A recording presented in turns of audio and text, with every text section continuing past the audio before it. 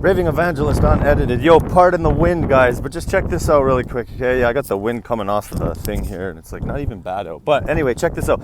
Hey, how can we, as Christians, people that go to church and stuff, how can we judge the Mormons and the Catholics and the Jehovah's Witnesses and say that they have a false Christ?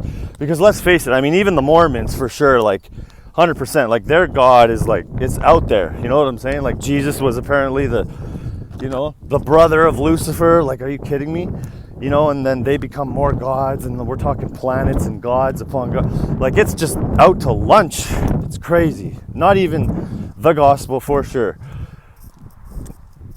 But it's the same thing with the Catholics, man. Works righteousness, you know? Same thing with Jehovah's Witnesses. They all talk faith without works is dead kind of language. They stand on that verse just as much as the people in the church do.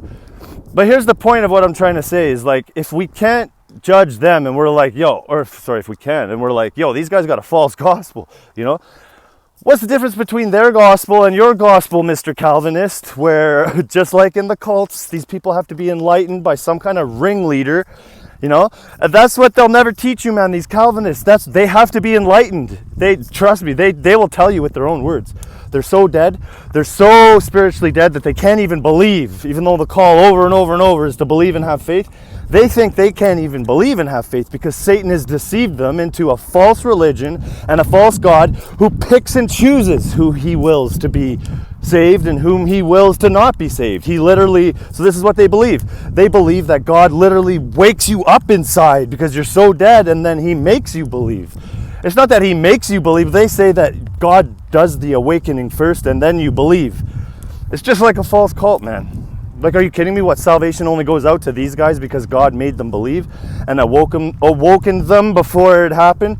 Not the gospel. It's not true. And the same thing with Mr. Lordshipper. I turned from my sins. I repented. I surrendered to God. I laid my life down for him. I did this. I'm obedient. I'm keeping commandments. Whatever they say, none of it is going to save any of them. These aren't the gospel. So I say, what is the difference between your gospel, Mr. Calvinist, and your gospel, Mr. Lordship Salvationist, and what's the difference between the Mormons and the Catholics and the Jehovah's Witnesses? You guys are all preaching the same regurgitated, repackaged, false doctrines, like the Bible says, doctrines of devils that can't save, traditions of men of all things, because it's all about faith and belief. And man and his traditions, all headed by Satan, is all about what you can do to please God. Only faith pleases God. Understand that. Get born again and saved off simple faith and belief, like I say in all the videos.